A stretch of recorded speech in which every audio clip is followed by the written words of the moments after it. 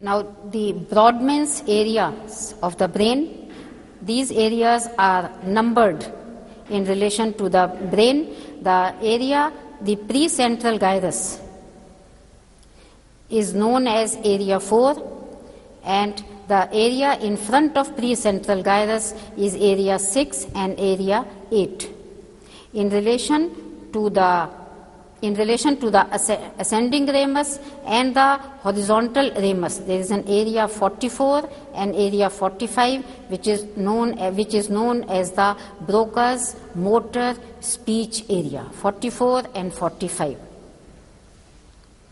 In relation to the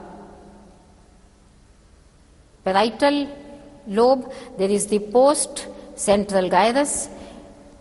This area is known as area 3, 1 and 2, and the body is represented upside down in both the motor areas as well as the sensory areas. The lower limb in the motor area is represented on the medial side. The perineum is represented in relation to the supromedial border. The trunk and upper limb are represented on the supralateral surface, and as we go down, the hand area, especially the thumb area, is quite big, and lowest is the face, larynx and pharynx. So larynx and thumb, they, including the hand, occupy a big area on the supralateral surface of the brain. Almost similar is the representation in the post-central gyrus.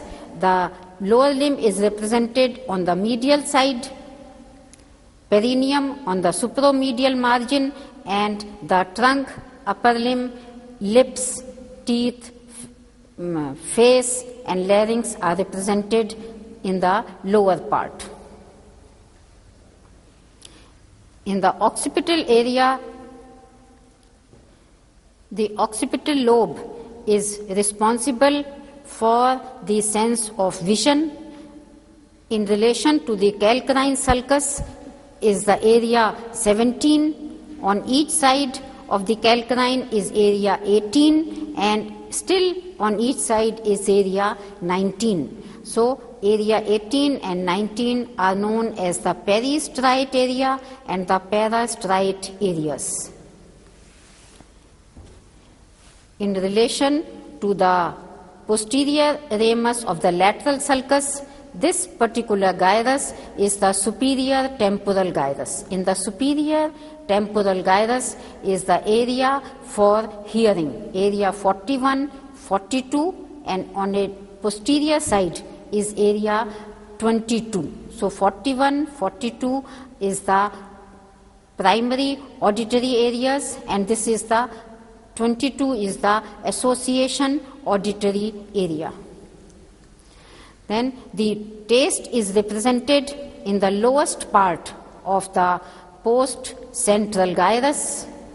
The smell is represented in the inturned part of the temporal lobe, which is known as the uncus.